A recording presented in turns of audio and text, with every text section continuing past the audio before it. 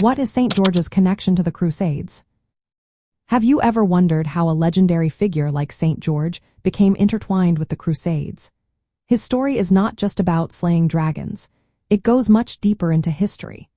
St. George is seen as a protector and champion for Christian armies during the First Crusade. According to medieval accounts, particularly the Golden Legend, he appeared to Crusader forces during the siege of Jerusalem in the year 1099. Imagine a knight in shining white armor with a red cross, inspiring the Crusaders to scale the city walls. This vision gave them the courage to fight against the Saracens and ultimately capture Jerusalem, marking a significant moment in the Crusades.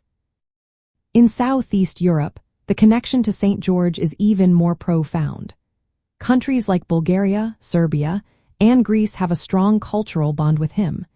He is often depicted in religious art as the dragon slayer, symbolizing the triumph of good over evil.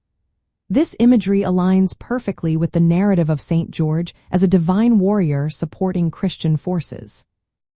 Churches and monasteries dedicated to him can be found throughout Southeast Europe, highlighting his role as a spiritual guardian. These places connect local Christian identity to the broader history of the Crusades.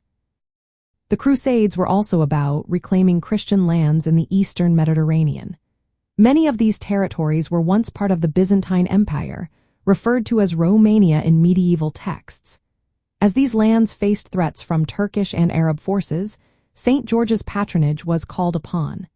His image became a symbol of hope and resistance for Christians in Southeast Europe. So, St. George's connection to the Crusades is twofold. Historically, he inspired Crusader armies during critical battles. Culturally, he is a revered saint whose image and veneration in Southeast Europe reflected the region's rich religious heritage. His iconography as the Dragon Slayer serves as a visual reminder of his protective and heroic status within the Christian tradition.